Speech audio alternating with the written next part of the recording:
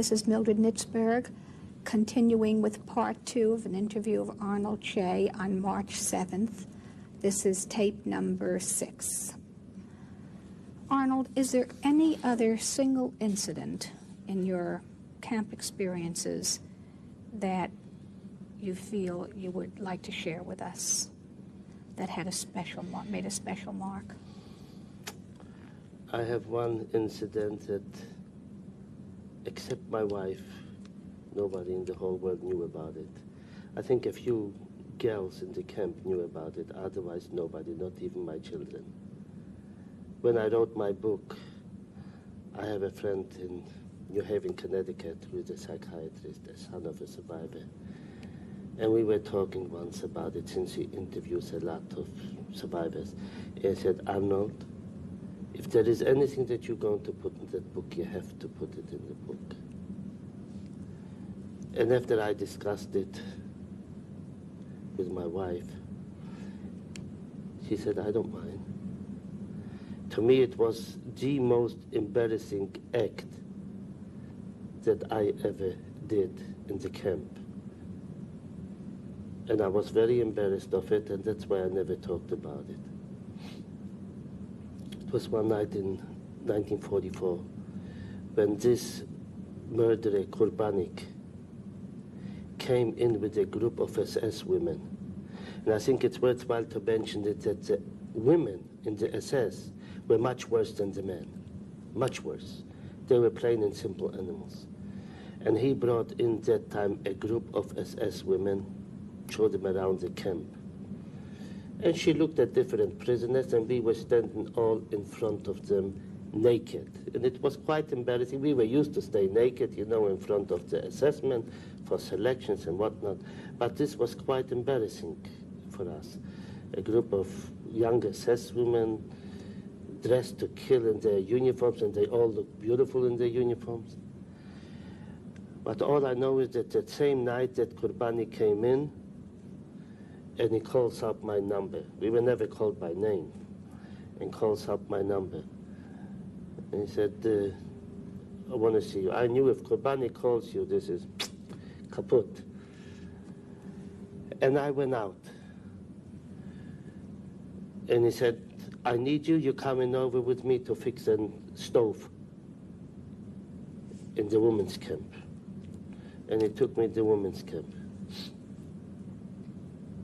I think it's worthwhile to mention it here, that I mentioned it in my book on advice of the psychiatrist, primarily because he said that a lot is written about how men were used for the SS or for others to satisfy their homosexual desires. And he said this has to be told too. I was that time 20 years old.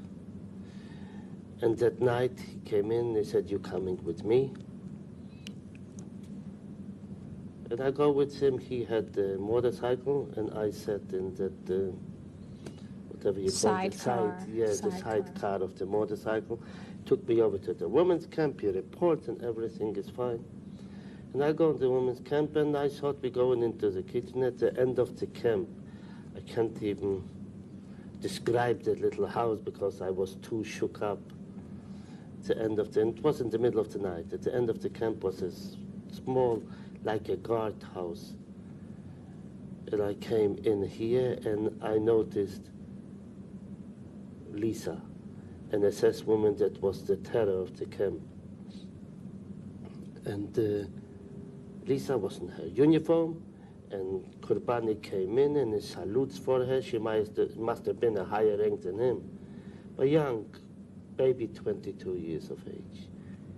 Beautiful, beautiful woman with long blonde braids hanging out underneath the SS cap. And he said, this is Arnold, this is Lisa. And they were talking something that I didn't hear, and he said, well, I'll be back in about 2 hours. I hope you'll forgive me that I won't go into details, because it's too embarrassing.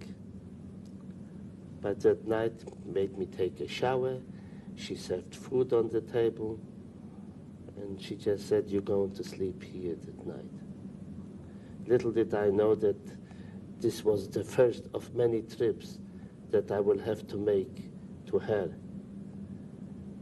She wasn't too happy with my physical looks because I was skinny of a kind, not as skinny as I was with the liberation. But she said it will do. I remember the second time when I was brought over to her, and everything was in the middle of the night, and the next day I was exempt from work. I didn't have to go to work because Lisa may need me again. And the next time when I came over there, we got a little bit more acquainted. So I said, "Lisa, you know you can be shot," which is true. She could be shot for the same thing, because it was Rassenschande, a disgrace for their race, you know, to have anything to do with the Jew. I said, "Lisa, here you forcing a man to make love to you, that you a slave. In your eyes, I am a criminal." I said, "How can you do this?" She said, "Well, I don't care how I get them." And in the same breath, she said, "If you won't satisfy me," she said, "I can kill you in your..." Yet it brought it out, forgive me, I'm jumping it. It brought it out when I said, "You're making love to a Jew, and next morning you'll go out on the camp and kill 12 Jews." She said, "Oh, if you won't satisfy me, you will die in this bed."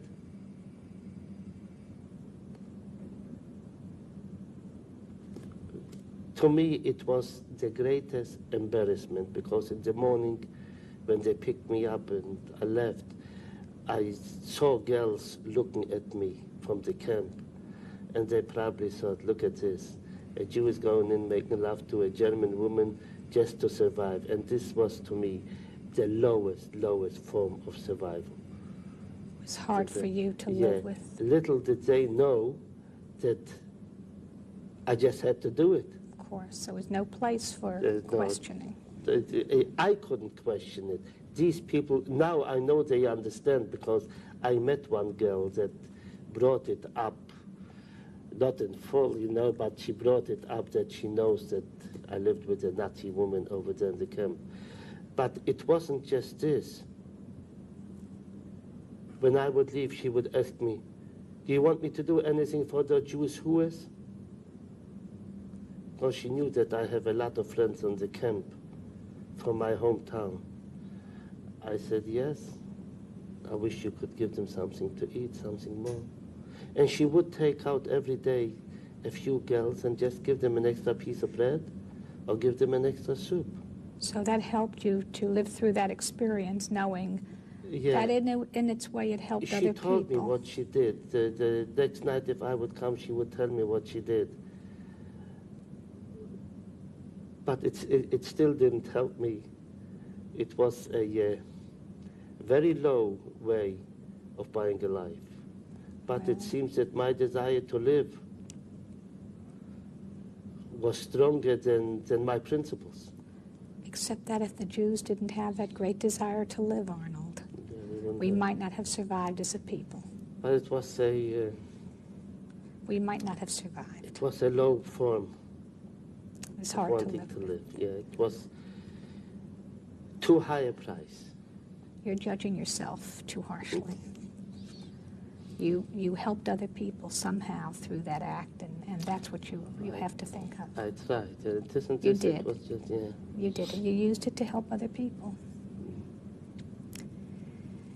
Those were very hard times, and there's no way to go back into those times. Even for you, as you look back at it, those are times that are really incomprehensible, even to you. Oh yes, even to me. Most of the time, I see. just can't figure out, how we could survive under such conditions. The things that were demanded of you.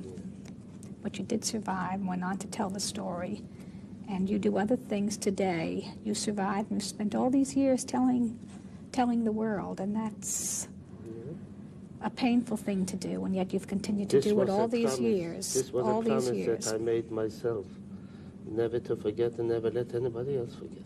You certainly have fulfilled the promise. I know it. This picture is me at the liberation. It was taken about May or the beginning of June 1945, right after the liberation. This is my first book that came out in 1983, the first book that I started to write. Yeah, there was a kind that I really don't like to talk about it, but there was, they said that the German SS used German women for their pleasure. The German SS women, which were worse than the SS men, used boys too. Every night they would call in another boy just to have their pleasures. An inmate? An inmate. And I'm embarrassed to say it, but I was one of those too. And that time, I thought it only happened on our group. But later on, after my book, my first book that came out in '83, was out, I found out that other people were used to. As a matter of fact, I know two brothers that live in New York now, from my hometown. They were both used by SS women. But that SS woman that I was used by was the most vicious, the most beautiful woman, but the most vicious one in the camp. To her to kill a few people was just a pleasure, just a sheer pleasure. Just about these incidents, I could go on 2-3 tapes. I'd rather not. She called on you more than once? She just told, she called a couple times. I mean, she just told an assessment, bring in this and this kid. She didn't know my name or whatever. She saw you there? She saw me. I came in to do some work there. And she saw me and she said, bring in that kid. And she was the most vicious, cruelest person I ever came across. What did she do? She could just go out Sunday afternoon with 2 guns and shoot any girl on the women camp, any girl that came across her. It was a pleasure. They were vicious, the SS, but the women were the worst. The SS.